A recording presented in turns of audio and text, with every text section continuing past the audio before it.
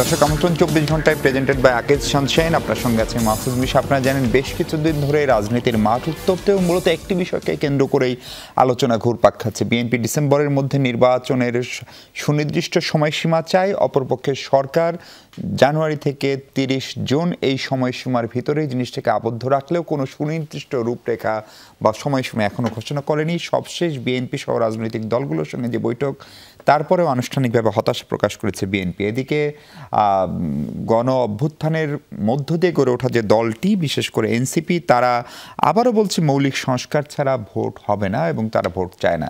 এর মধ্যে সচিবালয়ের কর্মচারীদের উত্তেজনা সহ নানান ইস্যু নিয়ে নানান উত্তেজনা, সেসব নিয়ে কথা বলবো আমরা।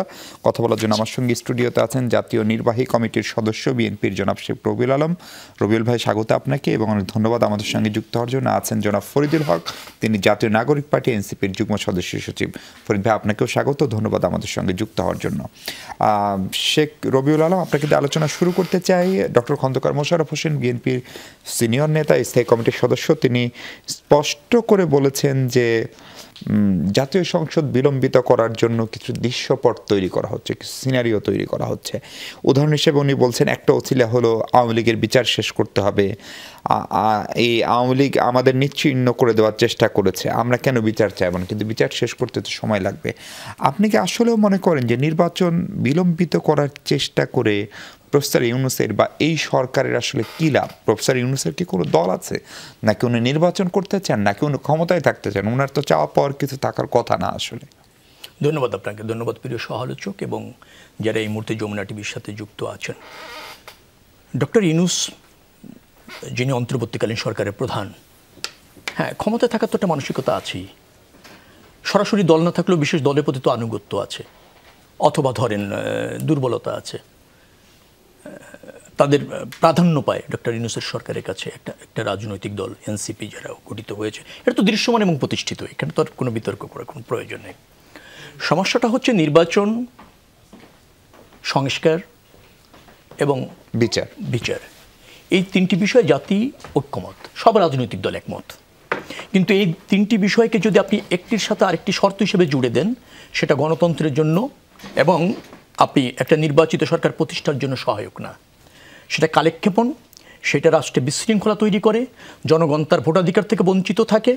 সবচেয়ে বড় কথা হচ্ছে দেশে একটা পার্লামেন্ট নাই, জনগণের প্রতিনিধি নাই, যেখানে মানে আপনার দেশের আভ্যন্তরীণ বৈদেশিক নীতি যে বিষয়গুলি অত্যন্ত জাতীয় গুরুত্বপূর্ণ, সেগুলি নিয়ে আলোচনা হবে, নীতি নির্ধারণ হবে, করণীয় নির্ধারণ হবে, জনগণের প্রত্যক্ষ রাষ্ট্র ব্যবস্থাপনায় অংশগ্রহণ নিশ্চিত হবে। সেই জায়গাটা আপনি ঘাটতি রেখে আপনি দীর্ঘসূত্রিতা সৃষ্টি করে আপনি দেশকে সঠিক পথে পরিচালিত করতে পারবেন না, রাষ্ট্র ব্যবস্থাপনায় সফল হতে পারবেন না। একটা অন্তর্বর্তীকালীন সরকার আছে। অন্তর্বর্তীকালীন সরকার সংজ্ঞার দিক থেকে সরকার না। সরকার কাকে বলে? সরকার হচ্ছে জনগণ কর্তৃক নির্বাচিত রাষ্ট্র ব্যবস্থাপনার একটা বৈধ কর্তৃপক্ষ নির্দিষ্ট মেয়াদে, গণতান্ত্রিক শাসন ব্যবস্থার কথা বলছিলাম। আচ্ছা, এখন সেটার ব্যত্যয় হয়, কখনো গণ অভ্যুত্থান বলেন, সামরিক অভ্যুত্থান বলেন, দেশের বিরাজমান অনেক পরিস্থিতির কারণে অন্তর্বর্তীকালীন সরকার বা ধরেন সংকটকালীন সরকার, তত্ত্বাবধায়ক সরকার এসেছে। কিন্তু তাদের মূল কাজ হচ্ছে একটা নির্বাচিত সরকার প্রতিষ্ঠিত করা। হ্যাঁ, ফ্যাসিবাদের পতনের পর কিছু সংস্কারের প্রয়োজন দেখা দিয়েছে, ফ্যাসিবাদের বিচারও প্রয়োজন দেখা দিয়েছে। সেই জায়গায় সব রাজনৈতিক দলগুলি একমত। আপনি 9 মাস হয়েছেন বিচার কাজ দৃশ্যমান করার মতো কোনো কিছু তৈরি করতে পারেননি। তার মানে এই যে বিচার যে বিলম্বিত হলো, এখনো পর্যন্ত বিচার প্রক্রিয়াটা একটা গতি এনে বিচারটাকে অনেক দূর এগিয়ে নিয়ে যেত, সে ব্যাপারে ব্যর্থ হয়েছে। দায়কার নিশ্চয়ই অন্তর্বর্তীকালীন সরকারের। সংস্কারগুলি প্রয়োজনীয় সংস্কার, নির্বাচনকে অবাধ গ্রহণযোগ্য করার জন্য যে সমস্ত সংস্কার, অনেক বিষয় রাজনৈতিক দলগুলির সাথে আলোচনা হয়েছে, একমত হয়েছে, সেগুলি কেন এখনো পর্যন্ত অর্ডিন্যান্স জারি করে প্রতিষ্ঠিত করা যাচ্ছে না? আবার এটাও তো ঠিক, কিছু সংস্কারের জন্য পার্লামেন্ট প্রয়োজন, পার্লামেন্ট অনুপস্থিত। সেই সংস্কারগুলি একমত হয়ে নির্বাচিত সরকার হয়তো মেজরিটির ভিত্তিতে অথবা ঐক্যমতের ভিত্তিতে করতে পারে। সেই জায়গা তো রাজনৈতিক দলগুলির দ্বিমত নেই। কিন্তু আপনি যখন এইগুলিকে শর্ত হিসাবে একটি সাপোর্টির সাথে আপনি করেন, যেটাকে বলা শর্ত জুড়ে দিচ্ছেন, সেটি কিন্তু গণতন্ত্রের জন্য এবং রাষ্ট্র স্টাবল করবার জন্য অথবা দেশে একটা বৈধ সরকার প্রতিষ্ঠার জন্য সহায়ক নয়। এটা অন্তর্বর্তীকালীন সরকারকে বুঝতে হবে। যার ফলে আমরা মনে করছি যে এই সরকার কোনো না কোনোভাবে হয় নিজেরা ক্ষমতায় থাকতে চাইছে অথবা কারো দ্বারা প্রভাবিত হচ্ছে, জনরায় এবং জনস্বার্থ উপেক্ষা করছে। কিন্তু সেটি আদৌ সম্ভব কিনা? আমাদের সঙ্গে এরই মধ্যে যুক্ত হয়েছেন জনাব ডক্টর মোহাম্মদ রফিকুল ইসলাম তালুকদার, তিনি গবেষক, প্রাবন্ধিক ও রাজনৈতিক বিশ্লেষক। ডক্টর তালুকদার, স্বাগত আপনাকে আমাদের অনুষ্ঠানে এবং কৃতজ্ঞতা জানবেন। আমরা কথা বলছি মূলত বিএনপির সিনিয়র নেতা ডক্টর খন্দকার মোশাররফ হোসেন বলেছেন নির্বাচনকে বিলম্বিত করার কিছু দৃশ্যপট তৈরি করা হচ্ছে। সেই প্রসঙ্গে আমি আপনার কাছে আসবো। তার আগে আমি একটু এনসিপির নেতা ফরিদুল হক, আপনার কাছে সরাসরি প্রশ্ন। এই বিলম্বিত করার চেষ্টার অভিযোগ যতটা না প্রফেসর ইউনূসের সরকারের বিরুদ্ধে, তার চেয়ে সম্ভবত অভিযোগের তীরটা অনেক বেশি আপনাদের দিকে। এনসিপি ফেব্রুয়ারির 28 তারিখে গঠিত একটি রাজনৈতিক দল, যারা এখনো নিবন্ধন সম্পন্ন হয়নি। এনসিপির প্রতীক কি আমরা জানি না, এনসিপির গঠনতন্ত্র কি আমরা জানি না। তারপরেও আপনারা এত শক্তিশালী হয়ে নির্বাচন বিলম্বিত করার চেষ্টা, কিংবা আপনারা যা বলছেন এবং সরকার যা বলছে তার সুরে অনেক বেশি ঐক্যতান দেখা যাচ্ছে। এটার কাহিনীটা কি? আপনাদেরকে অনেকে যে রাজার দল বলে, সেটাই কি আসলে মাঝে মাঝে প্রমাণিত হয়ে যায়? জি, ধন্যবাদ আপনাকে। সম্মানিত সহ-আলোচকদের ধন্যবাদ, দর্শকদেরও শুভেচ্ছা জানাচ্ছি। মানে ব্যাপারটা হচ্ছে যে এনসিপি মূলত জুলাইতে যে গণ অভ্যুত্থান হয়েছে, এই গণ অভ্যুত্থানের নেতৃত্বে ছিলেন যে নেতারা, তাদের নেতৃত্বে গঠিত একটা দল। এখন যখন এত বড় ঘটনার পরে যাদের নেতৃত্বে একটা গণ অভ্যুত্থান হয়েছে, বলা চলে যে পৃথিবীর ইতিহাসের অন্যতম খারাপ শাসক, অন্যতম ফ্যাসিস্ট শাসক শেখ হাসিনাকে পতন ঘটিয়েছে যারা, তাদের নেতৃত্বে একটা রাজনৈতিক দলকে রাজার দল কিংবা কিংস পার্টি হিসেবে ট্যাগ দেওয়া, এটা খুবই অবমাননাকর। এটা যারা দেন তাদেরকে আমি এটা ভাবার জন্য অনুরোধ করব। আর আপনার যে প্রথম প্রশ্ন, সেটা হচ্ছে যে নির্বাচন বিলম্বিত করার ক্ষেত্রে এনসিপির কোনো আছে কিনা বা কোনো চেষ্টা আদৌ চলছে কিনা। না, প্রশ্নই আসে না, প্রশ্নই আসে না এখানে। এনসিপির যে জায়গাটা, এনসিপি গণ অভ্যুত্থানের মধ্য দিয়ে প্রতিষ্ঠা হয়েছে। গণ অভ্যুত্থানের অগ্নিগর্ভ থেকে এনসিপির জন্ম। তাহলে গণ অভ্যুত্থানের অগ্নিগর্ভ থেকে জন্ম হলে গণ অভ্যুত্থানের আকাঙ্ক্ষা কি, সেটাকে এনসিপি ধারণ করে। এটা খুব সিম্পল ব্যাপার, প্লেন অ্যান্ড সিম্পল। গণ অভ্যুত্থানের আকাঙ্ক্ষার ক্ষেত্রে আমি একটা জিনিস বলি, ধরেন বাংলাদেশের যারা রাজনীতি করেন কিংবা রাজনীতি সচেতন, আমি প্রত্যেককে অনুরোধ করব যাদের পক্ষে সম্ভব, যে ধরেন যখন ঢাকা তো বটেই, বাংলাদেশের যে কোনো জায়গাতে আপনি যখন যান তখন দেয়ালের গ্রাফিতিগুলো পড়বেন। গ্রাফিতিগুলোর ভেতরে আমাদের জুলাইয়ের যে আকাঙ্ক্ষা সেটা পরিষ্কারভাবে লেখা আছে। আপনি খেয়াল করে দেখবেন যে আপনি যদি 1000 আইটেমের গ্রাফিতি পান, এনে 5টা নির্বাচন চাই এরকম কোনো গ্রাফিতি নাই। তার মানে কি আমরা নির্বাচন চাই না? মোটেই তা না। ব্যাপারটা হচ্ছে যে নির্বাচন একটা এই যে আকাঙ্ক্ষা, এই আকাঙ্ক্ষাটার একটা অবশ্যম্ভাবী রেজাল্ট হচ্ছে নির্বাচন। কিন্তু আকাঙ্ক্ষাটা কি? আকাঙ্ক্ষাটা হচ্ছে দুইটা। একটা হচ্ছে যে বিচার লাগবে, জুলাই গণহত্যা সহ এর আগে যত অপরাধ আওয়ামী লীগ করেছে সেগুলোর বিচার করতে হবে। দ্বিতীয়ত হচ্ছে সংস্কার করতে হবে। কারণ যেই কাঠামোটা এক্সিস্ট করে, এই কাঠামোটা ফ্যাসিস্ট কাঠামো। ফ্যাসিস্ট কাঠামো না থাকলে শেখ হাসিনা কীভাবে ফ্যাসিস্ট হয়ে উঠলেন? উনি কি সংবিধান বাতিল করেছিলেন? উনি কি আর্মি বাতিল করেছিলেন? উনি কি জুডিশিয়ারি বাতিল করেছিলেন? উনি কি পার্লামেন্ট বাতিল করেছিলেন? কোনোটাই তো করেননি। সব কিছুতে এক্সিস্ট করছিল, ওটাকে ব্যবহার করে তো উনি ফ্যাসিস্ট হয়েছেন। এখন যে জায়গাতে বাংলাদেশ আছে, শুধুমাত্র শেখ হাসিনা যাওয়ার পরে সংবিধানের 106 যে আর্টিকেল, ওইটার বলে বিচার কি বলে সুপ্রিম কোর্ট একটা রেফারেন্স দিয়েছে, সেটার বলে একটা অন্তর্বর্তী সরকার গঠিত হয়েছে। কিন্তু এর বাইরে পুরো সিস্টেমটা তো হাসিনার সিস্টেমই আছে। তাহলে পুরো হাসিনার সিস্টেমটা রেখে একটা ফ্যাসিস্ট কাঠামোর অধীনে আপনি কিভাবে নির্বাচন করবেন? ফ্যাসিস্ট কাঠামোর অধীনে যদি আপনি নির্বাচন করেন, একদম বিনীত জিজ্ঞাসা, তাহলে এই ফ্যাসিস্ট কাঠামো যেটা ছিল ধরেন 8 আগস্ট থেকে আজকে পর্যন্ত, এই কাঠামোর কি সংস্কার বা পরিবর্তন এই সরকার করলো? দৃশ্যমান দুইটা ঘটনা যদি আপনি বলেন। প্রথম কথা হচ্ছে যে সরকার সংস্কার কিংবা পরিবর্তন করার জন্য অথরাইজড কোনো এন্টিটি নয়। তাহলে কে অথরিটি? আমি বলি, সরকার হচ্ছে এটাকে ফ্যাসিলিটেট করবে। এটা এন্টিটি হচ্ছে মূলত জনগণ। জনগণের রিপ্রেজেন্টেটিভ হিসেবে পলিটিক্যাল পার্টিস এবং অন্য যারা স্টেক হোল্ডার্স আছে তাদেরকে ঐক্যমতে আসতে হবে যে আমরা এই সংস্কার করব। এবং সেই প্রক্রিয়ার জন্য সরকার অনেকগুলো কমিশন করেছিল, কমিশনগুলো রিপোর্ট দিয়েছে, সেই রিপোর্টের উপরে বেস করে ঐক্যমত কমিশন গঠন হয়েছে। ঐক্যমত কমিশন 166টা দফা দিয়েছে। সেইখানে আবার প্রথম ধাপে রাজনৈতিক দলগুলোর সাথে আলোচনা শেষ হয়েছে, দ্বিতীয় ধাপ শুরু হবে, যেখানে অবশ্য আমার আপত্তি আছে, আমার ব্যক্তিগতভাবে আপত্তি আছে, যদিও আমরা দলীয়ভাবে এটা বলিনি। মানে শুধু রাজনৈতিক দলগুলোর সাথে আলোচনা করা হয়েছে, এটার সাথে আমি একমত না। আমি মনে করি যে জনগণের বিভিন্ন অংশ, নাগরিক সমাজদের সাথে আলোচনা করা দরকার ছিল।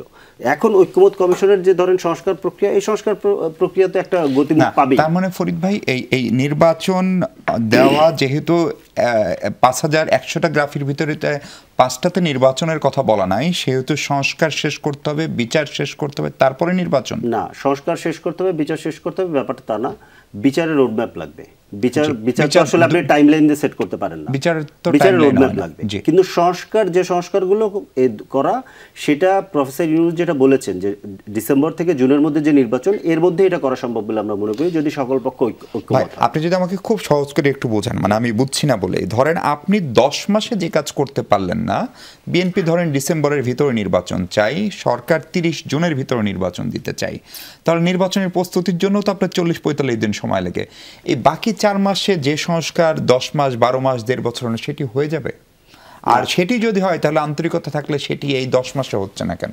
না, এখানে তো এই ধারাবাহিকভাবে প্রক্রিয়াগুলো হয়েছে, এটা একটা ব্যাপার। আর একটা ব্যাপার হচ্ছে সরকারকে যে পরিমাণ সহযোগিতা অন্য সকলের করা দরকার ছিল, আমার কাছে মনে হয় যে এই সহযোগিতাগুলো করা হয়নি, যার কারণে অনেকগুলো অস্থিরতা তৈরি হয়েছে। জি, অনেকগুলো অস্থিরতা তৈরি। ডক্টর রফিকুল ইসলাম তালুকদার, এই নির্বাচন নিয়েই তো আলোচনাটা আসলে ঘুরপাক খাচ্ছে, এবং বিএনপি এমনকি এনসিপিও এই শোতে বহুবার বলেছে যে নির্বাচন এবং সংস্কারকে মুখোমুখি দাঁড় করানো হচ্ছে, এবং যারা করছে তারা ভালো চায় না। কিন্তু শেষ পর্যন্ত কি দুটো মুখোমুখি দাঁড়িয়ে গেল কিনা, এখন শেষের দিকে এসে সেটা মনে হচ্ছে কিনা? পাবলিক পারসেপশন যদি আমরা দেখি, তাহলে তো এটাই দাঁড়াচ্ছে যে ডিসেম্বরে নির্বাচন, রাষ্ট্রের গুরুত্বপূর্ণ স্টেক হোল্ডার পলিটিক্যাল পার্টি, এমনকি সেনাবাহিনীও বলছে যে, দাবি করছে যে এটা ডিসেম্বর 2025-এর মধ্যে হওয়া বাঞ্ছনীয়। জনপ্রত্যাশা একটা দীর্ঘদিনের আকাঙ্ক্ষা যে একটা গণতান্ত্রিক উত্তরণ, এবং আমাদের আসলে কখনোই কিন্তু গণতন্ত্রটা, যেটা আমরা বলি ইনস্টিটিউশনাল ডেমোক্রেসি, এটা কখনোই ছিল না। যেটা ছিল সেটা হলো একটা স্ট্রাকচারাল ডেমোক্রেসি।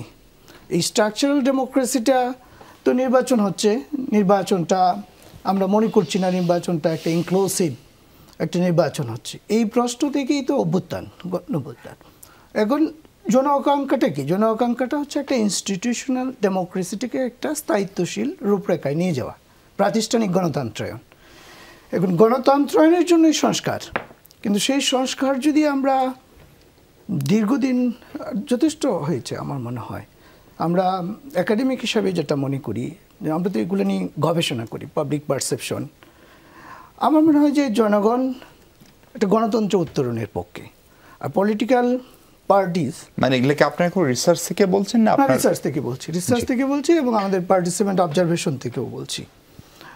আমরা তো এই প্রক্রিয়াগুলো নিয়েই কাজ করি। গণতান্ত্রিক উত্তরণ এটা জরুরি এই কারণে যে অস্থিতিশীলতা কাজ করছে। যদি সরকার আবার একটা স্থিতিশীল পরিস্থিতির ভিতর যেতে পারতো, তার সংস্কারের কথা আপনি যখন বলবেন, সংস্কারটা তো হচ্ছে একটা ডকুমেন্ট, অ্যাকচুয়ালি এটা একটা চলমান প্রক্রিয়া, এবং ইট ইস এ পলিটিক্যাল কমিটমেন্ট। এবং পলিটিক্যাল কমিটমেন্ট এটা যারা রাজনৈতিকভাবে, যারা নির্বাচনের মাধ্যমে গণতান্ত্রিক প্রক্রিয়া ক্ষমতায় আসবে, তাদেরই এটা সত্যিকারের ম্যান্ডেট এই সংস্কারগুলো করার। এখন একটা এক্সিকিউটিভ অর্ডারের মাধ্যমে, অধ্যাদেশের মাধ্যমে যে কনসেনসাসগুলো হবে, সেই কনসেনসাসগুলোকে ইট ইস জাস্ট এ পেপার ডকুমেন্ট। এটা তো উনি যদি, বা এই সরকার যদি, ডক্টর ইউনূসের সরকার যদি আরও 10 বছরও থাকে, পলিটিক্যাল গভর্নমেন্ট যদি পরবর্তী এটা ওন না করে, তাহলে তারা আবার এটা কাজ হবে না। আসলে ইট ইস এ কমিটমেন্ট। কিন্তু ডক্টর তালুকদার, পাবলিক পারসেপশনে এরকমও মনে হচ্ছে যে বিএনপি ছাড়া আর কেউই নির্বাচন চায় না। ধরেন জামাতের কথা বলি, এনসিপির কথা বলি, বা অন্যান্য দলগুলোর কথা যদি বলি, এই পাবলিক পারসেপশনটা তাহলে কেন তৈরি হলো? অথবা বিএনপি যেহেতু নির্বাচন হলেই নিশ্চিতভাবে ক্ষমতায় যাবে, সেই জন্য কি বিএনপির নির্বাচন নিয়ে তাড়াহুড়া? আর অন্যরা যেহেতু ক্ষমতায় যেতে পারবে না মনে করা হয়, আমরা জানি না, মানে পাবলিক পারসেপশন সেটা, সেই জন্য কি তারা যে মানে এই সরকারকে যতদিন রেখে সরকারের অংশীদার হয়ে থাকা যায়? মনস্তাত্ত্বিক কারণ আছে, পলিটিক্যাল সাইকোলজিক্যাল কারণ আছে। তারা দীর্ঘদিন ক্ষমতার বাইরে, মেইন স্টেক হোল্ডার তো তারা, যারা এখন ক্ষমতায়, তারা তো কখনোই ক্ষমতায় আসার কথা ছিল না, সরকারে আসার কথা ছিল না, এটা একটা ঘটনা পরম্পরা আসছে। তারা দীর্ঘদিনের আকাঙ্ক্ষা, রাজনৈতিক দল তার লক্ষ্য হচ্ছে ক্ষমতায়ন। ক্ষমতায়ন না হলে, ক্ষমতায় না গেলে তো তারা পলিসি ইমপ্লিমেন্ট করতে পারবে না, এবং জনগণের যে প্রতিনিধিত্ব, জন আকাঙ্ক্ষা, সেটা তারা তাদের পলিসির মাধ্যমে বাস্তবায়ন করে। সুতরাং তাদের তো এটা দীর্ঘদিনের আকাঙ্ক্ষা যে তারা ক্ষমতায় যাবে, অতীতের ভুলগুলা শুধরিয়ে আবার একটা উত্তরণ করবে। সেই সুযোগটা তারা না পেলে তারা যে একটা রাজনৈতিক দল শক্তিশালী, সেটা কিভাবে তার অস্তিত্বের প্রতীয়মান হবে। আমি একটা বিরতি নিই রবিন ভাই, একটা প্রশ্ন খুবই আসে, ধরেন বিএনপি সেই কবে থেকে সংস্কার প্রস্তাবনা দিয়ে আসছে, শেষ পর্যন্ত 21 দফায় ঠেকলো, তখন এনসিপি 31 দফায় ঠেকলো, কিন্তু তারপরেও একটা ধারণা হচ্ছে বিএনপি বোধহয় সংস্কারে বিশ্বাস করে না, এবং তার রেফারেন্স হিসেবে অনেকেই বিএনপি, এমনকি যে পতিতা আওয়ামী লীগ যারা ক্ষমতা হারালো, এই দুই দলেরই দুই নেত্রী যখন 2007 সালে গ্রেপ্তার হলেন, তখন যারাই সংস্কারের কথা বলা হলেন তাদেরকে একটা নেগেটিভ ট্যাগ দেওয়া হতো। আমার মনে আছে প্রয়াত মান্নান ভূঁইয়া কিংবা তোফায়েল আহমেদ আওয়ামী লীগের, রঞ্জিত সেনগুপ্ত, মেজর হাফিজ উদ্দিন আহমেদ, তারা সংস্কারপন্থী, এবং সংস্কারপন্থী মানে হচ্ছে নেত্রীর প্রতি অনুগত না বা দলের প্রতি অনুগত না। ফলে ওই পারসেপশন থেকেই বিএনপি সংস্কার চায় না, সেই বিশ্বাস এখন অনেক মানুষ করে কিনা, বা মানুষের সেই সাইকোলজিটা কতখানি সঠিক, সেই প্রসঙ্গে আপনার ব্যাখ্যা শুনবো। দর্শক, তার আগে ছোট্ট একটা বিরতি নিই। দর্শক, স্বাগত আরেকবার 24 ঘন্টা। আমরা কথা বলছি বিএনপি নেতা শেখ রবিউল আলমের সঙ্গে। রবিউল ভাই, বিএনপি আসলে কতটা সংস্কার চায়? কারণ সংস্কারপন্থী মানে বিএনপিতে বিদ্রোহী, অথবা তারা ব্র্যাকেটবন্দি, অথবা তারা নেতৃত্বের প্রতি আস্থাশীল না। ফলে সেই বিএনপি যখন ধরেন 7 থেকে 25, 18 বছর পরে সংস্কারের রূপরেখা সবার আগে দেয়, স্বপ্ন দেখায়, সেটা মানুষকে বিশ্বাস করতে কষ্ট হচ্ছে খানিকটা। না, একটা গোষ্ঠীর হয়তো কষ্ট হচ্ছে, গণমানুষের কষ্ট হচ্ছে না। আপনাকে মনে রাখতে হবে বিরাজনীতিকরণের চেষ্টাও আছে, এবং তারা সংস্কারকে পুঁজি করতে চায়। আর বিএনপির কথা যেটা বলছিলেন আপনি, যে বিএনপি তো সংস্কারে নিয়ে যারা একসময় কথা বলেছে, সেই সংস্কার চাপিয়ে দেওয়ার মতো সংস্কার ছিল। বিএনপি দলগতভাবে সংস্কার যেটা চায় সেটাই বিএনপি উপস্থাপন করেছেন, এবং ফ্যাসিবাদী সরকার প্রতিষ্ঠাকালীন সময়ে সংস্কারের কথা বলেছে, আজ থেকে 2-2.5 বছর আগে। সেখানে যদি দেখেন, আমরা 31 দফার কথা বলেছি, শাসনতন্ত্রের সংস্কার আছে, শাসন কাঠামোতে সংস্কার আছে, প্রাতিষ্ঠানিক সংস্কার আছে, রাজনীতির সংস্কারের কথা আমরা কিন্তু বলেছি, পরিপূর্ণ সংস্কারই বলেছি। তার বাইরে খুব বেশি সংস্কারের প্রস্তাব আসেনি, আর যদি আসে সেটাও আমরা আমলে নিতে প্রস্তুত আছি। সংস্কার কমিশন যেটা আসলো, দেখেন ঐক্যমত কমিশন 166টি সংস্কার প্রস্তাব চিহ্নিত করে রাজনৈতিক দলগুলির মতামত নিয়েছে। আমরা সেখানে প্রায় 90 ভাগ সংস্কারের সাথে একমত হয়েছি। রবিউল ভাই, এখানে আমি যে জিনিসটা দেখছিলাম যে 2বার প্রধানমন্ত্রী, সেখানে বিএনপির না, সমকালের আজকের রিপোর্ট, নির্বাচন পদ্ধতি আপনার বিদ্যমানটা চান, প্রধানমন্ত্রী দলীয় প্রধান হবে না, এটাতে বিএনপির আপত্তি, প্রধানমন্ত্রী সংসদ নেতা হতে পারবেন না, এটাতে বিএনপির আপত্তি, উচ্চকক্ষে আপত্তি, প্রধানমন্ত্রীর ক্ষমতা আসে আংশিক রাজি। ফলে একদম উচ্চকক্ষে আমার আপত্তি নাই তো, না আংশিক রাজি, আংশিক না, মানে সমকালের রিপোর্ট বলছে। না না, আপনি উচ্চকক্ষটা যে প্রক্রিয়া, আপনি কোনো ব্যক্তি বা গোষ্ঠী যেভাবে চাইবেন সেভাবে আমার রাজি হতে হবে তা তো না। আমি একটা রাজনৈতিক দল আছি, আমার রাষ্ট্র পরিচালনার অভিজ্ঞতা রয়েছে, আমি বারবার নির্বাচিত সরকারি দায়িত্ব পালন করেছি, ঠিক আছে। এখন কোনো ব্যক্তি বা গোষ্ঠীর চিন্তাই তো আমার কাছে প্রাধান্য না, আমার দায়বদ্ধতা জনগণের কাছে, আমার দায়বদ্ধতা রাষ্ট্র ব্যবস্থাপনায় পরিপূর্ণ সংস্কার যেটা বাস্তবিকভাবে প্রয়োগ সম্ভব, যেটা দিয়ে জনকল্যাণ নিশ্চিত হয়, সেই জায়গায় আপনার ভাবনাটা আমার জন্য না। যেমন আপনি 2বারের কথা বলছেন প্রধানমন্ত্রী, আমরা বলেছি পরপর 2বারের বেশি প্রধানমন্ত্রী কেউ হতে পারবে না, যেটা যথেষ্ট। সব রাজনৈতিক দল তো একটা কথা একমত হয়েছে। আজকে যেটা বললেন আপনি, আমাদের ঐক্যমত কমিশনের হ্যাঁ, যে তত্ত্বাবধায়ক সরকার বা নির্দলীয় সরকারের অধীনে নির্বাচনে সব রাজনৈতিক দল এক হয়েছে, এই একটা হলেই তো সব সংস্কার হয়ে যাবে। আপনাকে যদি নির্দিষ্ট মেয়াদ পর একটা অন্তর্বর্তীকালীন সরকার অথবা ধরেন তত্ত্বাবধায়ক সরকারের অধীনে ক্ষমতা ছেড়ে দিয়ে নির্বাচন করতে হয়, আর জনগণ যদি আপনার কাজের মূল্যায়ন করার জন্য অবাধ সুযোগ পায়, তাহলে আপনার সফলতা ব্যর্থতার দায় তখন নিতে হবে। এই সিস্টেম তো ছিল রবি ভাই, সেটা তো কাজ করে না, কাজ করেনি, আওয়ামী লীগ করেনি, 2001 আওয়ামী লীগ শান্তিপূর্ণভাবে ক্ষমতা হস্তান্তর করেছিল একবারই। হ্যাঁ, তারপরেও তো এটি কাজ করে। অন্যবার আমরাও তো 2006 শান্তিপূর্ণভাবে সংবিধান মতো ক্ষমতা হস্তান্তর করতে চেয়েছি, আওয়ামী লীগ বিশৃঙ্খলা করেছে, 96 আওয়ামী লীগ বিশৃঙ্খলা করেছে, আমরা তো সবসময় শান্তিপূর্ণভাবে ক্ষমতা হস্তান্তর যে কোনো করতে এক পক্ষ চেয়েছি। বিশৃঙ্খলা করেছে কিন্তু জিনিসটা কাজ করে না। না, কাজ করেনি কেন? কাজ করছিল 91, 96, 2001, 2008ও ভালো নির্বাচন হচ্ছিল, অন্তত একটা দল নিরপেক্ষ সরকারের অধীনে নির্বাচন হচ্ছিল। আওয়ামী লীগ তত্ত্বাবধায়ক সরকার বাতিল করে দিয়ে এই জঞ্জালটা সৃষ্টি করেছে। আমার একটু বলার আছে, যেরকম উনি বললেন যে কাঠামো, হাসিনা কাঠামো বিদ্যমান রেখে, এই কাঠামোকে হাসিনা কাঠামো নাকি কাঠামোটা রাজনৈতিক বিবেচনায় ক্ষমতা দেখার জন্য হাসিনা ব্যবহার করেছে? আপনার কাঠামো, আপনার সংবিধান থাকবে না? নিশ্চয়ই থাকবে। রাষ্ট্রের 3টা বিভাগ থাকবে, সাংবিধানিক প্রতিষ্ঠান থাকবে, নির্বাচন কমিশন থাকবে, বিচার বিভাগ স্বতন্ত্রভাবে ফাংশন করবে। এই কাঠামো আপনি কি ছুঁড়ে ফেলে দেবেন? আর এই কাঠামো দিয়ে কি ফ্যাসিবাদ হয় নাকি কাঠামোর অপব্যবহারের কারণে ফ্যাসিবাদ হয়? জনগণের নির্বাচিত সরকার না থাকলে অথবা জনগণ কর্তৃক নির্বাচিত হওয়ার সাহস রাজনৈতিক দলের না থাকলেই ফ্যাসিবাদের জন্ম হয়। ফ্যাসিবাদ কোনো সংবিধান বা রাষ্ট্র কাঠামো দিয়ে আপনি ঠেকাতে পারবেন না। পারবেন? পৃথিবীতে যেখানে ফ্যাসিবাদ তৈরি হয়েছে এবং ইনক্লুডিং বাংলাদেশে, সেখানে সংবিধান ছিল না, সবই ছিল, কিন্তু সে তা তোয়াক্কা করেনি। সে গায়ের জোরে ক্ষমতায় থাকতে চেয়েছে, অনির্বাচিতভাবে ক্ষমতায় থাকতে চেয়েছে। এখন উনরা কোন কাঠামো দিয়ে ফ্যাসিবাদ আজীবনের জন্য বন্ধ করবে, এরকম অ্যান্টিবায়োটিক আছে কিনা বলুক, তাও তো উনরা বলছেন না। বলুন তো সেটা কি? আপনি কি শেষ করলেন? জি, আপনি যদি শেষ করেন। না, আমি শেষ করলে একটু বলছি। উনি বলছেন যে 24-এর গণ অভ্যুত্থানে রাজনৈতিক নেতৃত্ব দেওয়া কয়েকজন মানুষ দল করেছে। ঠিক আছে, আমরা তো 24-এর গণ অভ্যুত্থানে রাজনৈতিক দল হিসেবে সর্বোচ্চ স্যাক্রিফাইস করেছি, নেতৃত্ব দিয়েছি, অংশগ্রহণ করেছি, আয়নাগরে থেকেছি, কারাগারে থেকেছি, রাজপথে থেকেছি। আবার এই দেশের স্বাধীনতা সংগ্রামে আমরা নেতৃত্ব দিয়েছি। এরশাদ স্বৈরাচার পতনে অগ্রণী ভূমিকা থেকে আমরা নেতৃত্ব দিয়েছি। 1/11-এর ফখরুদ্দিন মঈনুদ্দিন সরকার হটানোর ক্ষেত্রেও নেতৃত্ব দিয়েছি। অর্থাৎ বাংলাদেশে বহুদলীয় গণতন্ত্র বলেন, বাংলাদেশে যদি সংসদীয় পদ্ধতির সরকার বলেন, বাংলাদেশে যদি তত্ত্বাবধায়ক সরকার বলেন, আমরা সংবিধানে প্রতিষ্ঠিত করেছি। এবং যে কোনো সময় আপনি যদি 71-এ বলেন পাকিস্তানের বিরুদ্ধে লড়েছি, 24-এ যদি বলেন ভারতের আগ্রাসনের বিরুদ্ধে লড়েছি, বাংলাদেশের পক্ষে থেকেছি। অতএব বাংলাদেশটা কিভাবে চলবে, বাংলাদেশের মানুষের কল্যাণ, গণতন্ত্র আর সুশাসন বিএনপি চার কেউ বেশি বোঝে না, আর বেশি কোনো দায় অন্য কারো আছে বলে আমরা মনে করি না। ফরিদ ভাই, আপনার কাছে খুব সরাসরি প্রশ্ন। ধরেন আওয়ামী লীগের 16 বছরে বা 15.5 বছরে সবচেয়ে বেশি নির্যাতনের শিকার তো বিএনপি হয়েছে। ধরেন এই যেটা কোটা সংস্কার আন্দোলন থেকে শুরু করে যেটা সেটা, ফলে সেই বিচার আওয়ামী লীগের চেয়ে তো কারো বেশি করার কথা না।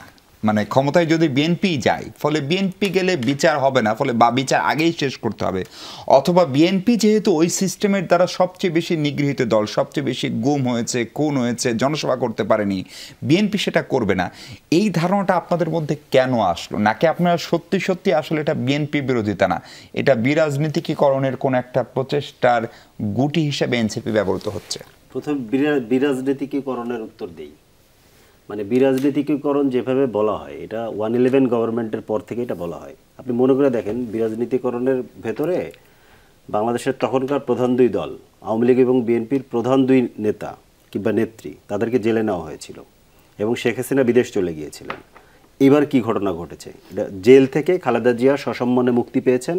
উনি বিদেশে চিকিৎসা করতে যেতে পারেননি গত 5 বছরে, ওনাকে বিদেশে চিকিৎসা করতে যাওয়ার সুযোগ করে দেওয়া হয়েছে এবং উনি আসার পরে বলা চলে যে প্রায় একটা রাজস্বিক সংবর্ধনা নিয়ে উনি বাংলাদেশে এখন অবস্থান করছেন। এবং বলা চলে যে উনি ইতিহাসের, মানে আমি আমার ব্যক্তিগত মতামত বলছি, বিএনপির ভাইয়েরা আবার কষ্ট পেতে পারে, বাংলাদেশের মানে ওনার জীবদ্দশায় ইতিহাসের সবচেয়ে সম্মানজনক অবস্থায় উনি আছেন, যেটা উনি ডিজার্ভ করেন। কারণ উনি এখন, আমি মনে করি যে ধরেন বাংলাদেশের প্রধানমন্ত্রী, রাষ্ট্রপতি, এগুলো কোনো কিছু ওনার জন্য খুবই ছোট পদ। বিএনপির চেয়ারপারসন তো আরও অনেক ছোট পদ, উনি অ্যাভাব অল, উনি ওই রকম একটা সম্মানের জায়গা আছেন। এটাকে যদি বিরাজনীতিকরণ মনে হয় তাহলে আমার কোনো কথা নেই, আমার কোনো কথা নেই। নির্বাচনটা না করার, না, নির্বাচন না করার কথা তো না। নির্বাচন তো আমরা তো নির্বাচন চাচ্ছি। আমরা তো বলছি যে এই যে সংস্কারগুলো, এই সংস্কারগুলো করতে হলে আপনাকে সংবিধান সংস্কার করতে হবে, সংবিধানের ক্ষমতা কাঠামোকে সংস্কার করতে হবে। সেটার জন্য একটা গণপরিষদ, কনস্টিটিউয়েন্ট অ্যাসেম্বলি নির্বাচন লাগবে। আমরা এই জন্য বলছি যে গণপরিষদ এবং আইনসভা দুটো একসাথে, 70 সালের মতো নির্বাচন, খুব সিম্পল। আমরা তো নির্বাচনই চাচ্ছি, নির্বাচনের বাইরে তো না। কারণ আমরা মনে করি ওনারা যেভাবে বলছেন যে এই সংস্কারগুলো সংসদ করে দিবে, 2/3 মেজরিটির বলে সংবিধান সংশোধন করার যে ধরেন ঝুঁকি, প্রথমত অনেকগুলো ঝুঁকি আছে, আপনি এটা জানেন। প্রথম যেমন ধরেন, মানে আপনি এটাকে ঝুঁকি বলছেন কেন? জনগণ যদি ভোট দিয়ে তাকে 2/3 মেজরিটি দেয়, না, জনগণ ভোট দিয়ে 2/3 মেজরিটি দিল, কিন্তু 2/3 মেজরিটি দিয়ে যে আনা যে সংশোধনী, এই সংশোধনী আবার আদালত ধরেন বাতিল করে দিতে পারে, কিংবা আরেকটা মেজরিটি এসে এটাকে বাতিল করে দিতে পারে। তার মানে এটা কোনো টেকসই পদ্ধতি নয়। আমরা অনেকবার এটা দেখেছি, এর আগে যে সংশোধনীগুলো হয়েছে এগুলো বাতিল করে দেওয়া গেছে। এটা হচ্ছে একটা ব্যাপার। 2 নম্বর ব্যাপার হচ্ছে যে তাহলে এটার ম্যাজিকটা কি যে কেউ বাতিল করতে না, আমি বলি 2 নম্বর ব্যাপার, এই ম্যাজিকের ব্যাপার না এখানে। আপনাকে এখানে আইডিয়ালি ব্যাপারটাকে খেয়াল করতে হবে। ব্যাপারটা হচ্ছে যে সংবিধান জনগণের অভিপ্রায়ের দলিল।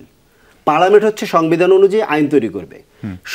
পার্লামেন্টের কাছে সংবিধান বদলের ক্ষমতা তো আমি দিব না, এটা আইডিয়ালি আমি দিতে পারি না। তার মানে এটা শুরু থেকেই ভুল ছিল। এটা জনগণের কাছে থাকবে, গণভোটে এটা বাতিল হবে, গণভোটে এটা চেঞ্জ হবে। এটা সারা পৃথিবীতে এইভাবেই হয়। 2/3 মেজরিটি দিয়ে খুব অল্প জায়গায়, যে জায়গাতে ডেমোক্রেসির সংজ্ঞায় এখনো ধরেন তাদের বোঝাপড়ায় ভুল আছে। এটা হচ্ছে আপনি খেয়াল করে দেখেন, যে সমস্ত দেশের সংবিধান আছে, সংবিধান পরিবর্তনের মতো যারা ব্রিটিশ পার্লামেন্টারি ডেমোক্রেসি, ব্রিটিশ পার্লামেন্টের ভেতরেও অনেকে বেরিয়ে গেছে। আমাদের ব্রিটিশ পার্লামেন্টের ভেতরে একটা ব্যাপার আছে, আমাদেরকে ব্রিটিশ পার্লামেন্ট বলে আমাদেরকে একটা ধোঁকা দেওয়া হয়। এটা আসলে ব্রিটিশ পার্লামেন্টারি সিস্টেম না, এটা British colonial parliamentary system. Exactly. কিন্তু ভাই ধরেন কোনো কারণে যদি প্রফেসর ইউনূস বলতেন যে নির্বাচন 26-এর 30 জুনের ভিতরে না, এটা 26-এর 30 নভেম্বরের ভিতরে, তাহলে তো নিশ্চয়ই আপনারাও সংস্কারের জন্য 30 নভেম্বর পর্যন্ত এই সময়ের কথাই বলতেন। না, আমরা আমাদের ডিসেম্বর হলে আপত্তি নাই, আপনি এই জায়গাগুলোতে ঠিক করেন না।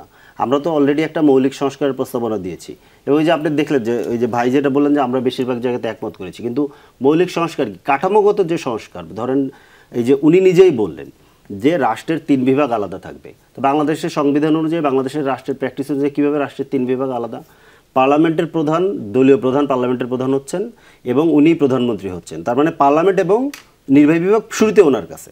তারপরে বিচার বিভাগ, রাষ্ট্রপতি হচ্ছে বিচারপতিকে নিয়োগ দিচ্ছেন, বিচারপতিদেরকে 48-এর 3 অনুযায়ী রাষ্ট্রপতি সকল কাজ করতে, যদিও বলা আছে প্রধানমন্ত্রী এবং বিচারপতির ক্ষেত্রে তার কাছে দায়বদ্ধ, কিন্তু এখানে আবার একটা মজা আছে। মজা হচ্ছে যে রাষ্ট্রপতিকে নিয়োগ এবং বাতিলের ক্ষমতা পার্লামেন্টের হাতে। পার্লামেন্টের হাতে মানে 70 অনুচ্ছেদ অনুযায়ী ওটা প্রধানমন্ত্রীর হাতে। তার মানে পুরো সিস্টেম। এবং এবার আসেন সাংবিধানিক প্রতিষ্ঠানগুলো নিয়োগও রাষ্ট্রপতি দিচ্ছেন, মানে আসলে প্রধানমন্ত্রী দিচ্ছেন। তার মানে ঘুরে ফিরে, ডিরেক্ট অথবা ইনডিরেক্ট, ঘুরে ফিরে পুরো জিনিসটা থাকতেছেন প্রধানমন্ত্রীর কাছে। দল, তার সরকার, তার পার্লামেন্ট, তার জুডিশিয়ারি, তার সাংবিধানিক প্রতিষ্ঠানসমূহ যা কিছু আছে সব কিছু প্রধানমন্ত্রী। এবং এটা 72-এর সাংবিধানিক ব্যবস্থা। এটা মানে শেখ হাসিনার বলছি ব্যাপারটা, মানে শেখ হাসিনা হচ্ছে এটা উৎকট রূপ। আপনি একদম গোড়ায় আঘাত করতে চাচ্ছেন। তাই যদি হয় তাহলে 5 আগস্টের পরে আপনারা বিপ্লবী সরকার না করে ক্যান্টনমেন্টে বসে আলোচনা করে এই ধরনের একটা বিদ্যমান সংবিধান, বিদ্যমান রাষ্ট্রপতির অধীনে এই ধরনের সরকার ব্যবস্থায় কেন গেলেন, বা সেটি আপনাদের কৌশলগত ভুল ছিল কিনা? ক্যান্টনমেন্টে তো আমরা আলোচনা করিনি। প্রথমত আমাদেরকে এটা দায় দেওয়া হচ্ছে, সব পক্ষ গিয়েছে, কিন্তু গণঅভ্যুত্থানের নেতৃত্ব দানকারী শক্তি ক্যান্টনমেন্টে যায়নি। তারা প্রথম রাতে তারা কোথাও যায় নাই, পরের দিন তারা রাষ্ট্রপতির সাথে, তখন পর্যন্ত রাষ্ট্রপতি ছিলেন এইখানে একমাত্র অফিসিয়াল ব্যক্তি। ওনার ওইখানে গিয়ে তখন সেনাবাহিনীর লোকজনও ছিল, বিভিন্ন বাহিনীর লোকজন ছিল, পুলিশ অনেকেই ছিল, রাজনৈতিক দলের সেনাপ্রধান অফিসিয়াল ব্যক্তি ছিলেন না যিনি 5 আগস্টে যে শেখ হাসিনা, উনিও তো ছিলেন রাষ্ট্রপতির ওইখানে, তো উনিও ছিলেন রাষ্ট্রপতি, সর্বোচ্চ অফিসিয়াল ব্যক্তি, আমি ওইটা বলছি। তো সেইখানে ধরেন আলোচনা হয়েছে। ক্যান্টনমেন্টে এটা হয়নি। ক্যান্টনমেন্টের এই যে দায়টা দেওয়া হচ্ছে এটা ঠিক না। আরেকটা ব্যাপার হচ্ছে যে বিপ্লবী সরকার করার ক্ষেত্রে যে জায়গাটা, আমরা জাতীয় সরকার, বিপ্লবী সরকার না, আমরা একটা জাতীয় সরকার করার প্রস্তাব তো আসলে রাখাই হয়েছিল। সেটা কারা কিভাবে এটা নিষেধ করেছে এটা আমরা সবাই জানি। এটা নিয়ে এখন আর কথা বললে কথা বাড়ানো হবে। এখন ব্যাপারটা হচ্ছে যে মানে তারপরেও এটা তো আসলে আমরা কোনো বিপ্লবের কথা বলছি না, তো এটা সংস্কার, বেসিক জিনিস। মানে ধরেন ডেমোক্রেসির একদম বেসিক আইডিয়া যে রাষ্ট্রের 3 বিভাগ আলাদা থাকবে, সাংবিধানিক প্রতিষ্ঠানগুলো রেফারির ভূমিকায় থাকবে, এবং কনস্টিটিউশন প্রধানমন্ত্রীর অধীনে থাকবে না, কনস্টিটিউশন থাকবে জনগণের অধীনে, এবং প্রধানমন্ত্রী সহ সকল বিভাগ কনস্টিটিউশনের অধীনে থাকবে। এখন যেটা উল্টো ভাই, আপনারা যেটা ধরেন মনে করছেন, আপনারা বলছেন, ওনারা মনে করছেন এটা ঠিক না, ওনাদেরও তো সেইটা বলার এখতিয়ার আছে, এবং তারপরে সংখ্যাগরিষ্ঠদের মতামত হয় সেটা নিশ্চিতভাবে প্রেভেল করবে, তাই তো? সেটাই তো গণতন্ত্র হওয়ার কথা না, সেটা গণতন্ত্র হওয়ার কথা, কিন্তু ধরেন আপনি যে কাঠামোটা 50 বছর ধরে আপনি লালন পালন করছেন, কাঠামোটা গণতান্ত্রিক কিনা, মানে কথা বলাটাই শুধু গণতন্ত্রের ব্যাপার না তো। আপনি তো একটা রাষ্ট্র বানাইছেন, এই রাষ্ট্রকে আপনি ট্যাক্স দিয়ে প্রতি বছর ট্যাক্স দিয়ে চালাচ্ছেন, জনগণের ট্যাক্সের পয়সা খরচ হচ্ছে, তাহলে এই রাষ্ট্রটা গণতান্ত্রিক কিনা? শুধু কথা বলার ব্যাপারটা তো একদম পরিষ্কার। স্যার, আমি আপনার কাছে একটু সচিবালয়ের কর্মসূচি নিয়ে আসতে চাই। সচিবালয়ের যে কর্মসূচি সেটা কালকের জন্য স্থগিত হয়েছে, কারণ একটি 7 জন সচিব বসছিলেন, তাদের সঙ্গে তারা কালকে ক্যাবিনেট সেক্রেটারির সঙ্গে আলাপ করবে। কিন্তু এটি খুব দ্রুতই সমাধান হচ্ছে বলে মনে হচ্ছে না, এবং সেই কর্মসূচিতে আজকে বিএনপি পন্থী নেতৃবৃন্দ যারা তাদের উপস্থিতি ছিল এবং সেটি নিয়ে আমরা রিপোর্টও দেখেছি। ফলে দুটো প্রশ্ন, একটা হচ্ছে যে আমাদের আমলারা বা আমাদের সরকারি কর্মকর্তা কর্মচারীদের আচরণ, তাদের সেবা নিয়ে সম্ভবত অভিযোগ সবারই রয়েছে, এবং এটি যদি একটা সংস্কার হয় সেটি সব পক্ষ মানতে রাজি হচ্ছেন না কেন? এটা তাদের, আমি সরকারি চাকরি বিধিমালা যে সংশোধনী 2025 যেটা অধ্যাদেশ, সেটা আমার দেখার সুযোগ ঘটেছে। এটার একটা ধারা, তার কিছু উপধারায় যে বিষয়টা আছে, তার মতামত প্রকাশ বা এটা সরকার একটা চ্যালেঞ্জ হিসেবে দেখছে যদি সরকারি কার্যক্রমে ব্যাহত হয়। কিন্তু এটা তো আবার সংবিধানের সাথে কিছুটা সাংঘর্ষিক ইন এ সেন্স, সংবিধানের 117 যেটা আপনার অ্যাডমিনিস্ট্রেটিভ ট্রাইব্যুনালের প্রভিশন আছে, আবার 37 অনুচ্ছেদে তার এই স্বাধীন সমাবেশ, মতামত প্রকাশ অসহিষ্ণু না হয়ে করার বিধান আছে, অস্ত্র যদি না থাকে বা কোনো ক্ষতির সম্ভাবনা না থাকে। সুতরাং এটা সংবিধানের সাথে একটা সংঘর্ষ এখানে আছে তার। কিন্তু সেখানে আবার বলা হচ্ছে যে অন্যান্য বিধি দ্বারা যেটা জন বিশৃঙ্খলার ক্ষেত্রে অসুবিধা হতে পারে বা জনস্বাস্থ্যের ক্ষেত্রে, এমন ক্ষেত্রে সেটা প্রযোজ্য হবে না। এটা একটা জিনিস। আর একটা হচ্ছে ইন্টারন্যাশনাল একটা আন্তর্জাতিক একটা বাধ্যবাধকতা আছে, যে international covenant on civil and political right, সেটার 19 এবং 20 আর্টিকেলের, সেখানেও কিন্তু মত প্রকাশের যে স্বাধীনতা, এটাকে কোনোভাবে আপনি রেস্ট্রিক্ট করতে পারবেন না। সেটা কিন্তু বাংলাদেশ এটার সঙ্গে ঐকমত্য প্রকাশ করেছে সরকার হিসাবে। সুতরাং দেশে কিছু প্যারাডক্স এখানে আছে। এখন এই বিষয়টা তো মহিউদ্দিন খান আলমগীর উনি তো এই জনতার মঞ্চ করেছেন, এরপরে তো এরপরেও বিএনপি ক্ষমতায় আসলে করে তারা তো এই কাজটা করে নাই, যে প্রজাতন্ত্রের কর্মচারী যারা আছেন, যদিও আমরা অনেকে কর্মচারী বিভাজন করেন, কিন্তু আইনে কিন্তু সবাই কর্মচারী, সিভিল সার্ভেন্ট। যার জন্য আমরা পত্রিকায় দেখছি কর্মচারীদের বিদ্রোহ। আসলে তো কর্মচারী না, সবাই আছে, কর্মকর্তারাও আছে। এটা মনে হবে যে বোধহয় শুধু কর্মচারী, ব্যাপারটা এরকম না। একদম শীর্ষ পর্যায়ে থেকে সবাই এটা এই বিপ্লবের সঙ্গে আছে। এটা এক ধরনের, কেউ বলছে এটা কি সিভিল কো, আসলেই তো এটা সিভিল কো। কারণ তারা যেভাবে প্রতিবাদটা করছে, এর আগে আপনি বলেছেন মিলিটারিরা, তারা বলছে ডিসেম্বরের মধ্যে নির্বাচন হবে, আমি করিডোরের পক্ষে না। এটাও কিন্তু এক ধরনের মিলিটারি কো। আপনি মিলিটারি কো মানে তো অস্ত্র দিয়ে সে ক্ষমতা দখল করে না। আমার ছাত্ররা যদি আমার ক্লাস করতে না চায়, ইটস এক ধরনের, আমার তো আসলে ওখানে ওই ক্লাস করানোর অধিকার থাকে না নৈতিক। সরকারের দুইটা অঙ্গ, এটা প্রশাসন সরাসরি সরকারের, সেই প্রশাসন সরকার গ্রহণ করছে না, সরকারের মেসেজ নিতে চাচ্ছে না। তার মানে দ্যার ইজ এখানে একটা বড় ধরনের গ্যাপ আছে। এটা কি গণতান্ত্রিক প্রক্রিয়া হচ্ছে কিনা? একাডেমিক হিসেবে আমাদেরকে তো স্বচ্ছভাবে কথা বলতে হবে, সাদাকে সাদা, কালোকে কালো বলতে হবে। এটা তার সরকার, তার অঙ্গগুলা তাকে অন করছে না। মিলিটারি একটা পর্যায়ে তাকে কন্ট্রাডিক্ট করছে, প্রশাসন কন্ট্রাডিক্ট করছে। দুটো বিউরোক্রেসি, একটা মিলিটারি বিউরোক্রেসি, সিভিল বিউরোক্রেসি। শুধু সিভিল বিউরোক্রেসি নিয়ে যদি বলি, ধরেন হাসনাত আব্দুল্লাহ স্পষ্ট করে বলেছে প্রয়োজনীয় সচিবালয়ে বিপ্লব হবে, এবং তারা এটির পক্ষে। ফলে এনসিপির এই অবস্থানকে আপনি কিভাবে দেখেন? এনসিপি কেন এটা জড়াচ্ছে? এটা তো দুটা স্টিক। একটা হচ্ছে সরকারের ভিতরে অভ্যন্তরীণ এটা বিষয়, যারা করছে প্রতিবাদ তারা সরকারের অংশ, তারাও কিন্তু সরকার। আমরা সরকার বলতে তো উপদেষ্টাদের বুঝি, সরকারের পার্ট, সরকারের কর্মচারী, তাদের অভ্যন্তরীণ বিষয় এটা। It's not a matter of political party.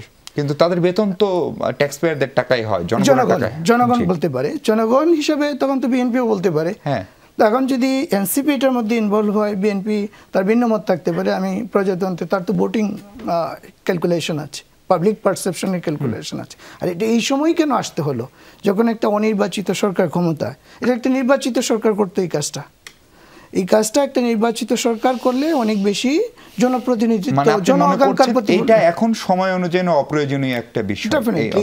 এটা ওই আপনি যদি এই বিষয়গুলাকে প্রাধান্য দেন, এখন ডেলিভারেট গভর্নেন্সের দিকে প্রাধান্য দেন, তাহলে তো আপনি অনেকগুলা বিষয়কে আপনি আপনার অঙ্গগুলো আপনাকে সাপোর্ট করছেন।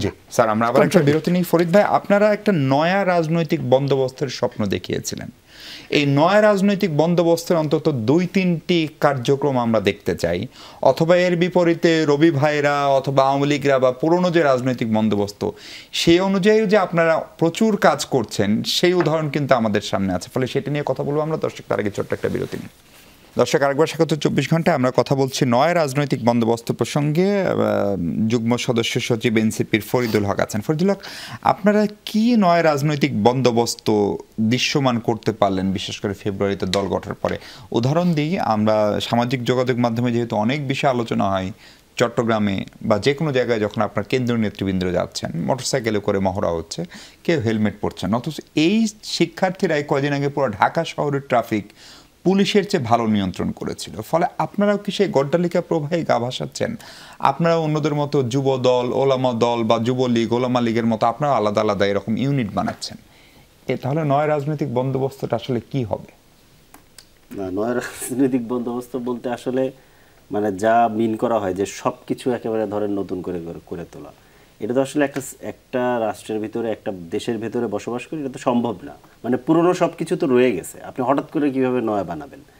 এটা নয়া রাজনৈতিক বন্দোবস্ত আসলে একটা আকাঙ্ক্ষা, প্রথমত একটা আকাঙ্ক্ষার ব্যাপার, এবং প্র্যাকটিস ধীরে ধীরে ধীরে ধীরে আগাতে থাকে।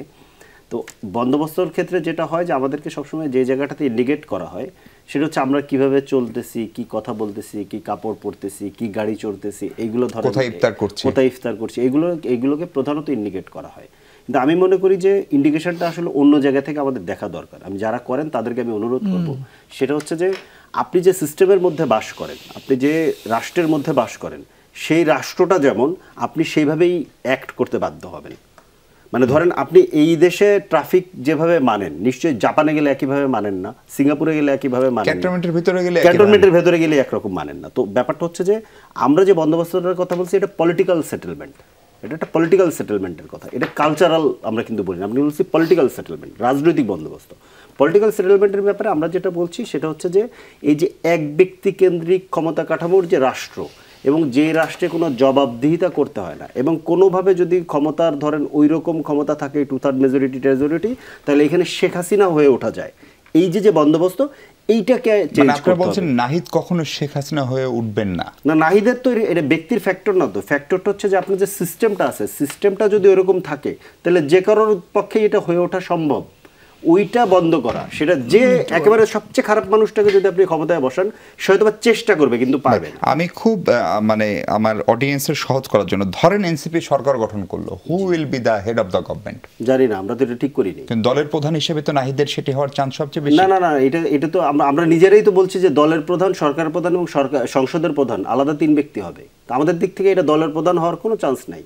যদি দলের প্রধানকে প্রধানমন্ত্রী কিংবা সংসদের প্রধান হতে হয়, তাকে পদত্যাগ করে দিতে হবে। নাহিদকে দলের প্রধান কি গণতান্ত্রিক প্রক্রিয়া করেছিলেন? মানে প্রকাশ্য ভোটাভুটি? এটা তো আহ্বায়ক কমিটির ক্ষেত্রে সাধারণত যারা কমিটিটা করছে তাদের একটা সম্মতির ভিত্তিতে এক ধরনের গণতন্ত্র আপনি বলতে পারেন, এক ধরনের গণতান্ত্রিক প্রক্রিয়াই করা। জি, রবিল ভাই, আপনার কাছে আমি একটু জানতে চাই, ইশরাক ইস্যুতে শেষ পর্যন্ত বিএনপি আসলে হেরে গেল কিনা?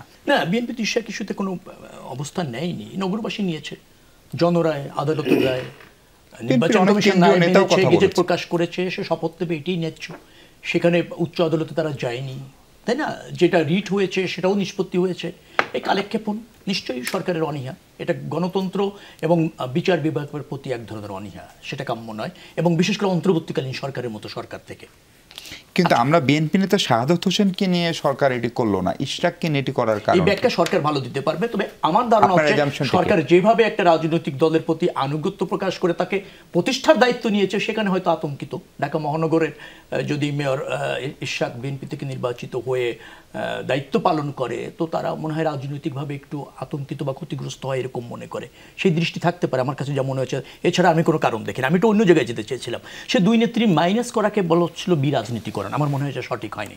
বিরাজনীতিকরণ তাকে বোঝায় না। বিরাজনীতিকরণ হচ্ছে প্রতিষ্ঠিত রাজনীতি অথবা জনবান্ধব যে রাজনীতি আছে তাকে বিতর্কিত করা বা নিধন করা, সেই প্রচেষ্টাকে বিরাজনীতিকরণ বলে। সেটার কিছুটা আছে, অস্বীকার করা যাবে না।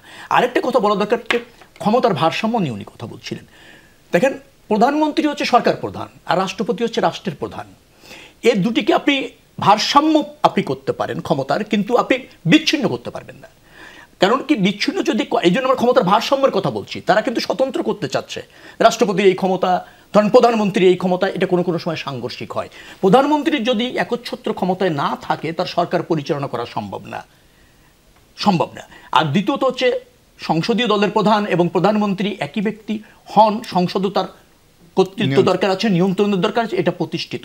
মনে রাখা দরকার যে সংসদীয় পদ্ধতির যেখানে সরকার আছে, সেখানে প্রধানমন্ত্রীর নেতৃত্বে ক্যাবিনেট যেটা দায়বদ্ধ থাকে সংসদের কাছে, সংসদ দায়বদ্ধ থাকে জনগণের কাছে। এটা না মেনে রাজনীতি করতে গেলে কিন্তু সমস্যা আছে। ক্ষমতা বিকেন্দ্রীকরণ সবসময় কিন্তু কল্যাণ না। হ্যাঁ, বিকেন্দ্রীকরণ না, ক্ষমতা যিনি মানে রাষ্ট্র ব্যবস্থাপনা করবেন তার ক্ষমতা থাকার প্রয়োজন আছে। কিন্তু একচ্ছত্র ক্ষমতা থাকলে তো আমরা এই জন্য ভারসাম্যের কথা বলেছি, রাষ্ট্রপতি এবং প্রধানমন্ত্রী ক্ষমতার। আমরা সংসদেও ভারসাম্য আনার জন্য, জনগণের প্রতিনিধিত্ব করার জন্য ৭০ অনুচ্ছেদে আমরা পরিবর্তনের কথা বলেছি। এগুলি তো মৌলিক সংস্কার, আমরা তো একমত হয়েছি। আরেকটা কথা আমি বলবো, উনি বলছিলেন সংবিধানে এমন একটা ব্যবস্থা করতে পারেন যেটা পরিবর্তন করা যাবে না। সংবিধান পরিবর্তনযোগ্য, সংশোধনযোগ্য এবং ধরেন সংযোজনযোগ্য, বিয়োজনযোগ্য। মনে রাখা দরকার, সংসদ যখন 2/3 মেজরিটিতে করে, সেটা কিন্তু জনগণই করে, কারণ সংসদ সদস্যরা জনগণ কর্তৃক জনগণের প্রতিনিধি সরাসরি। জি স্যার, আপনার কাছে একটু রেসপন্স করতে পারি একটা? এক মিনিটে। জনগণ কর্তৃক ভাই যেটা বললেন যে জনগণ কর্তৃক করে, বাকশাল ধরেন 2/3 মেজরিটিতে করা হয়েছিল। আপনার ধরেন এরপরে 2004 সালে তত্ত্বাবধায়ক সরকার ব্যবস্থাকে কুক্ষিগত করার জন্য বিচারপতিদেরকে বয়স বাড়ানো, এটাও 2/3 মেজরিটি। কোনোটাই কিন্তু আগে বলা হয়নি। ইভেন শেখ হাসিনা যে পঞ্চদশ সংশোধনী করেছে, উনিও কিন্তু আগে বলেননি যে উনি এটা করবেন। সো এইটা সবসময় ধরেন পার্লামেন্টে তো আলোচনা হয়েছে, পার্লামেন্টে আলোচনার ম্যান্ডেট কি এটা ছিল যে উনি সংবিধান বদল করে দিবেন? কারণ কিন্তু এই ম্যান্ডেটগুলো ছিল।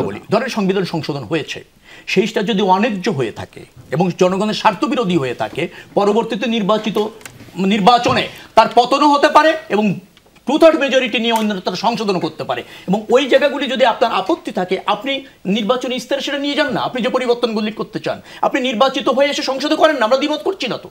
জি স্যার, আপনার কাছে আমার শেষ প্রশ্ন হচ্ছে যে ধরেন এই যে এই নয় রাজনৈতিক বন্দোবস্তের কথা যেটা বলা হচ্ছে, সেইটাকে আসলে এনসিপি সাধারণ জনগণকে সঠিকভাবে বোঝাতে পারলো, নাকি জনগণ যতখানি বুঝছে সেটা আমাদের যে পুরাতন দলগুলো তাদের ব্যর্থতা থেকেই বুঝতেছে? নয়া বন্দোবস্ত তো এটা মুখে বললে হবে না, এটা অনেকটা সময় পার হয়েছে। আমরা সেই বন্দোবস্তের প্রতিফলনটা দেখতে পারিনি। আমরা সেটাকে বিশ্বাস করি, আমি যদি গুড গভর্নেন্স, একটা সংস্কারের মাধ্যমে একটা গুড গভর্নেন্স, একটা গুড পলিটিক্যাল সিস্টেম, একটা ডেমোক্রেটিক সিস্টেম আনতে চাচ্ছি, সেটা যদি এই সময়ের মধ্যে আমি প্রতিফলন করতে পারতাম, আমার আচরণ দ্বারা, আমার গভর্নেন্স দ্বারা যে সিগনিফিক্যান্ট ইমপ্রুভমেন্ট হয়েছে, তাহলে আমার এই সংস্কারের উপর আস্থা থাকতো মানুষের, এই বন্দোবস্তের প্রতি। আমি তো উদাহরণ, প্রফেসর ইউনূস এখন কিন্তু ক্ষমতায়, শেখ হাসিনাও নেই, বিএনপিও ক্ষমতায় আসেনি, জামাতও আসেনি। সুতরাং ওনাকে একটা গণ অভ্যুত্থানের মাধ্যমে উনি আসছেন, জন আকাঙ্ক্ষার সর্বোচ্চ সমর্থন ওনার ছিল, উনি সেটা ধরে রাখতে পারেননি। ওনার অঙ্গ ওনাকে সাপোর্ট করছে না, জনগণের কথা বাদ দেন, যেটা বললাম মিলিটারি ব্যুরোক্রেসি, সিভিল ব্যুরোক্রেসি, ওনার মূল দুটা স্ট্রাইক সেটা সাপোর্ট করছে না। তাহলে জনগণ কীভাবে তাকে সাপোর্ট করবে? এই যে গ্যাপটা, সুতরাং বন্দোবস্ত তো কাজ করছে না। আপনি যদি একটা রোল মডেল উপস্থাপন করতে পারতেন যে একটা সাম্য, ন্যায্যতা, সবার জন্য সমান সুযোগ, রাষ্ট্রে তো শুধু আওয়ামী লীগ, বিএনপি বা জামাত না, যারা দল মূল করে, যারা ভোটার, তারাও তো একটা ফিলোসফি ওন করে। আপনি তো তাকে ওন করছেন না। আপনি একটা 35% ভোটারকে, জনগোষ্ঠীকে আপনি এক্সক্লুড করে দিতে চাচ্ছেন। এটা তো কোনো ন্যায্যতার প্রশ্ন না। এটা এর মাধ্যমে তো আপনি বিভাজন তৈরি করলেন। এই বিভাজনটা ভবিষ্যৎ রাজনীতির জন্য এটা ভালো না। ভালো উদাহরণ। অনেক ধন্যবাদ ডক্টর তালুকদার, ধন্যবাদ ফরিদুল হক এবং ধন্যবাদ শেখ রবিউল আলম। দর্শক, এই ছিল আজকের আলোচনা। ভালো থাকবেন সবাই, নিরাপদ থাকুন।